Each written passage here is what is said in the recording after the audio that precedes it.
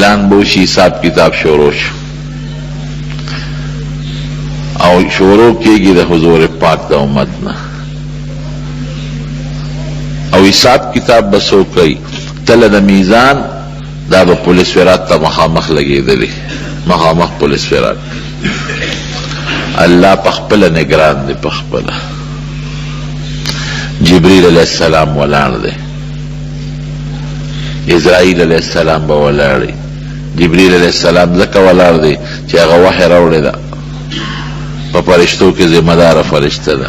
اسرائیل علیہ السلام ساګانې اوښکې دي که څوک سوال وکړي چې الله مانې مخکې څه استره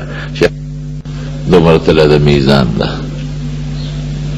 او جبریل علیہ السلام به دقسې ورته ولاړي لاس به یې نیولي په هغه ډنډه به یې لاس ایښودي او د تلې که دې خیال کړي هغه شي وي داسې لقې راړقې که نه چې ښکته شي داسې شي داسې لسان المیزان ورته وایي حقې ته به جبریل علیہ السلام نیغ ګوري نیکۍ به راغښتلې کېږي په یو طرف ښي طرف کې به او بدی په ګس او ښې او ګس په رسنه معلومېږي چې میزان ته به خامخ ودرېږي او پولیس ورات ته مخکې نو دا به ښي و دا بل به ګسي د دې محشر د میدان نه به جهنم ته ووي بله لار نشته جنت ته په کومه ځي دوزخ ګیر چاپېره ته دی غرغنډې وایي بله لار نشته او په دغه دوزخ د پاسه پل دی د سویرات په دې به تېرېدلي بل لار شته نه چې حساب کتاب شروع شي حضور پاک فرمایي وی مونږ د ټولو نه آخر امت یو خو حساب کتاب به مونږ سره د ټولو نه مخکې کېږي او جنت ته به د ټولو نه مخکې مونږ داخلېږو نو حضور پاک به یو ته به الله آواز وکړي چې یو کس را مخکې کړه چې ورسره حساب کتاب وکړو په خپله خو خامخې کړه رونو که تاسو د انټرویوګانې ورکړي که نه د افسرانو له نو دا لومبی انټرویو چې چانالي هغه ډېره سخت دی دویمه درېیم هم سخت دی وروسته بیا هغه افسر هم یو پوټۍ ګزاره کوي پته ورته ولګي چې دا خلک څونه اوبو کې دی وروسته نو الله خو نه ستړي کېږي او نه پکې دا شی شته خو د سړي په زړه خدا بوجي که نه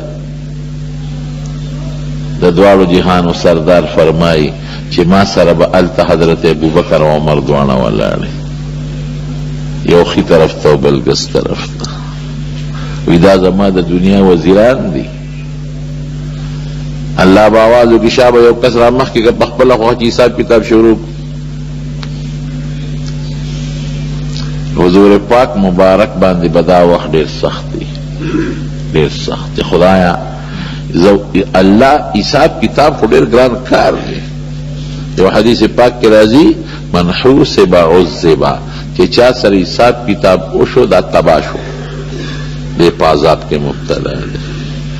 عائشہ صدیقہ ورته عرض کوي دا الله رسوله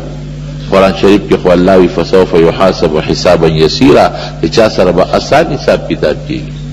ډېر آسان او تاسو وایئ چې چا سره حساب وشو تباه شو وی عائشې دا خو عرض دی عرض دا ماشومان بره یو کس محلي یو کس ورشه اوالو دغه کې منې کې محلي یو کس ورشه بره وخی